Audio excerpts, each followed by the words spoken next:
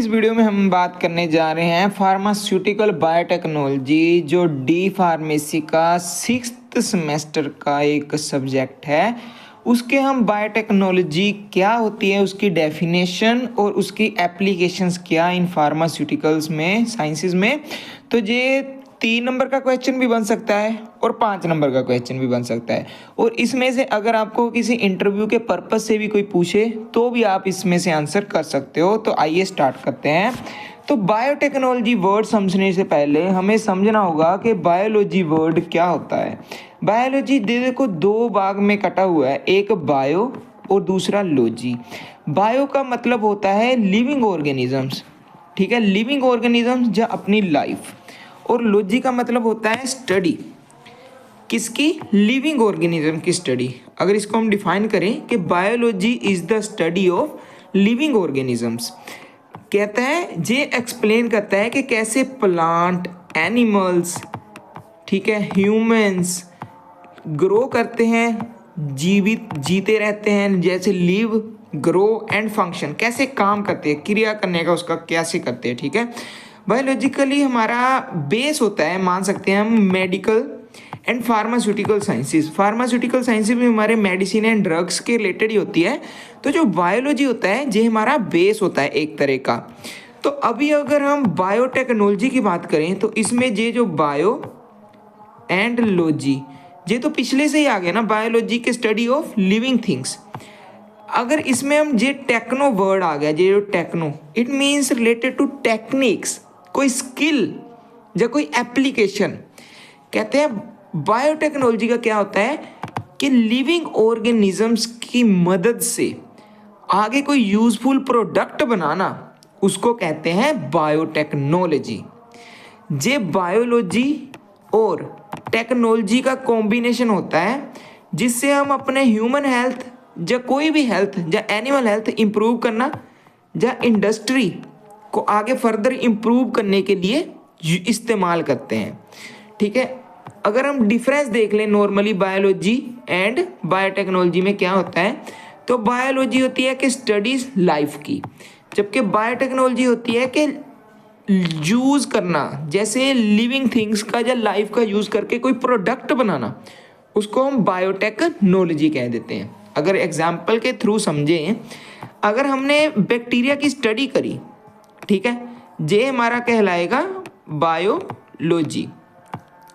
अभी अगर हमने किसी बैक्टीरिया का इस्तेमाल करके कोई भी प्रोडक्ट बना दिया, जैसे अगर हम इंसुलिन की बात करें तो इंसुलिन बनाने के लिए हम ई कोलाई,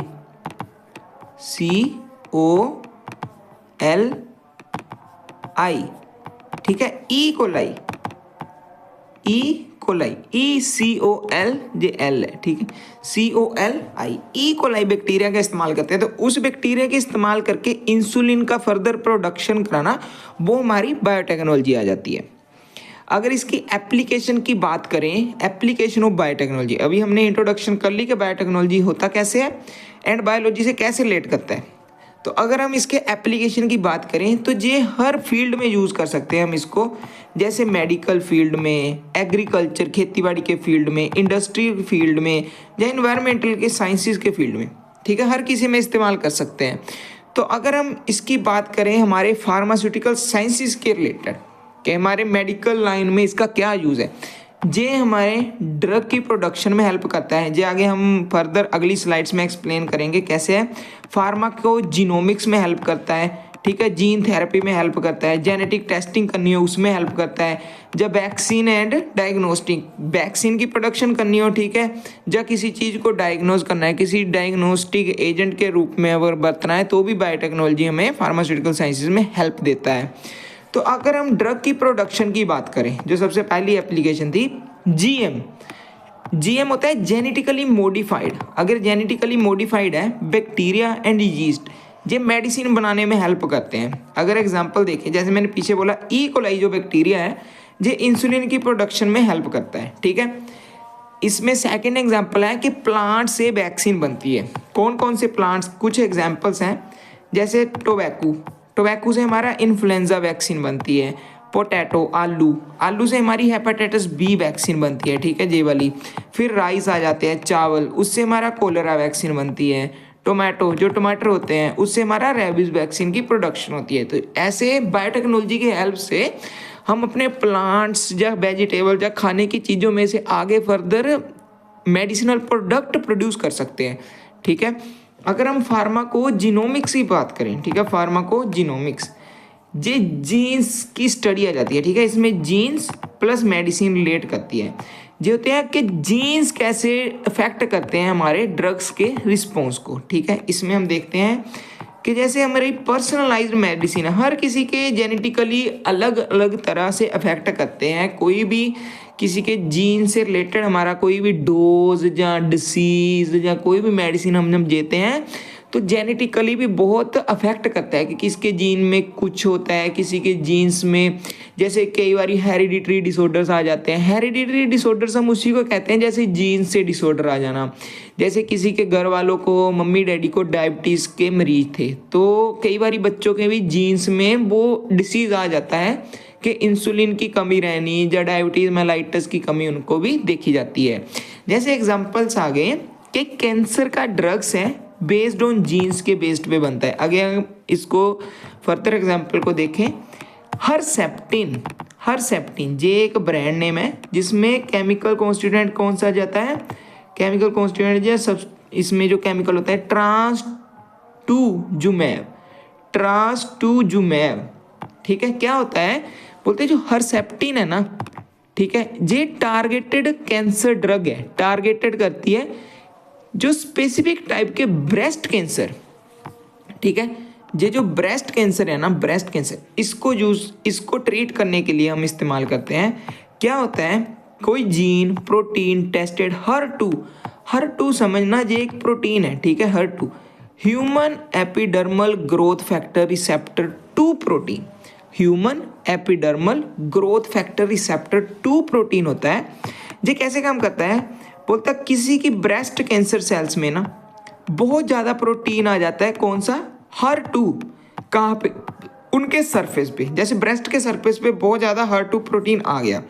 ये प्रोटीन क्या करता है, कैंसर के जो सेल्स होते हैं ना उसको फास्टर ग्रो करता है और डिवाइड करता है अनकंट्रोलेबल, उनकी ग्रोथ बढ़ती जाती है, ठीक है, अनकंट्रोल्ड हो जाती है ग्रोथ। तो ये जो ड्रग है हरसेप्टिन, ये जो हमने ऊपर देखा कि ये वाली ट्रांसटूजुमैब, ये ड्रग कैसे काम करती है, ये जेनेटिक अगर टेस्ट करेंगे कि वो जो बाकी कैंसर सेल हैं वो हर2 प्रोटीन की वजह से, अगर उसमें हर2 प्रोटीन पॉजिटिव पाया गया उस कैंसर सेल्स में, तो क्या होता है, ये जो ड्रग दी जाती है हरसेप्टिन, ये क्या करती है, हर2 प्रोटीन पे जाके एक्ट करती है, उस पे जाके अटैच हो जाती है। अटैच होने के बाद ये अपना एक्शन कैसे करती है, उसको ब्लॉक कर देती है ग्रोथ सिग्नल्स को। हर2 प्रोटीन के जाके अटैच होती है और ग्रोथ सिग्नल को ब्लॉक कर देती है, क्योंकि हमने पढ़ा कि grow faster and divide uncontrollable किसकी वजह से होता है, हर2 प्रोटीन की वजह से, human epidermal growth factor receptor की वजह से। तो जैसे इसने उसको ब्लॉक कर दिया तो कैंसर सेल की डिवीजन स्लो होगी। और ये इसका एक और काम होता है कि जो हमारा इम्यून सिस्टम है ना उसको स्ट्रॉन्ग बनाता है। जैसे इम्यून सिस्टम और स्ट्रॉन्ग हो जाएगा वो खुद पे खुद ही कैंसर सेल्स को डिस्ट्रॉय कर देगा। तो ये हमने देख लिया कि फार्माकोजिनोमिक्स में बायोटेक्नोलॉजी कैसे काम करती है। अब अगर हम बात करें जीन थेरेपी की, तो ये कैसा होता है कि फॉल्टी जो जीन्स होते हैं ना, एक आती है जो जीन खराब हो चुके होते हैं, जो काम करना बंद हो चुके होते हैं, उसको रिप्लेस करती है हेल्दी जीन्स के, उसको कहते हैं जीन थेरेपी। के जीन थेरेपी देनी जो जीन्स खराब हो चुके हैं उसको। जैसे कैंसर में, एड्स में, जेनेटिक डिसीज़ होते हैं, उन केसेस में अगर जब हम जीन्स को रिप्लेस करते हैं हमारी with the help of biotechnology, उसको बोलते हैं जीन थेरेपी।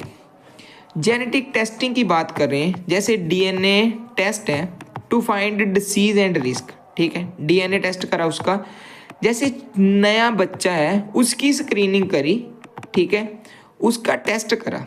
क्या टेस्ट करा कि बेबी डिटेक्ट करा सीरियस जेनेटिक डिसीज अर्ली, पता चल जाता है। कैसे पता चल जाता है अगर बच्चे को सीरियस डिसीज़ कोई आने वाला है नहीं।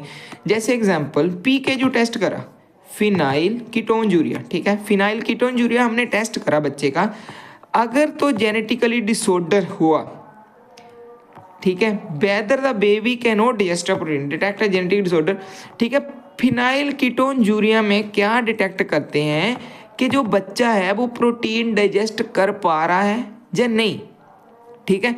अगर जेनेटिकली उसमें डिसऑर्डर हुआ तो उससे पता चल जाएगा कि वो प्रोटीन डाइजेस्ट हो रहा है या नहीं। अगर इसको अर्ली पता चल जाए इस टेस्ट से, तो हम उसके ब्रेन को डैमेज होने के खतरे से बहुत ज़्यादा बचाव कर सकते हैं, ठीक है। ऐसे होता है।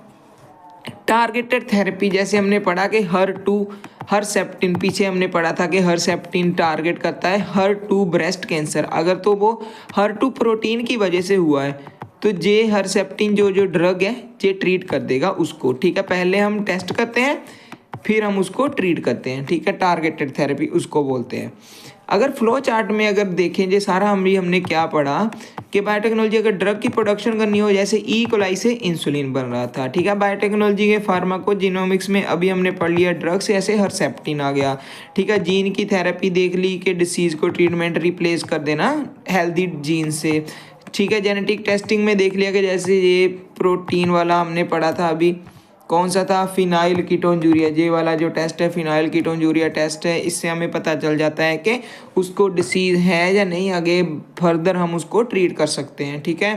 तो ये सारा आज के हमने पढ़ लिया। ये 3 नंबर का क्वेश्चन भी आ सकता है। क्वेश्चन ऐसे बनता है कि define the term biotechnology and give their applications in pharmaceutical sciences, कि फार्मेसी में एप्लीकेशंस क्या है, या ऐसे बन जाता है गिव इट्स एप्लीकेशन। अगर ऐसा बोला कि एप्लीकेशन, फिर हम सारे में एप्लीकेशन देंगे, इसकी इन्वायरमेंट में क्या है, ठीक है, इंजीनियरिंग लाइन में इसका क्या है, फिर फार्मेसी लाइंस में इसका क्या यूज़ है, ठीक है। तो अगर फार्मास्यूटिकल साइंसेज में पूछेंगे तो जे वाला क्वेश्चन का आंसर अभी ऐसा बन के आ जाएगा, ठीक है। तो थैंक यू।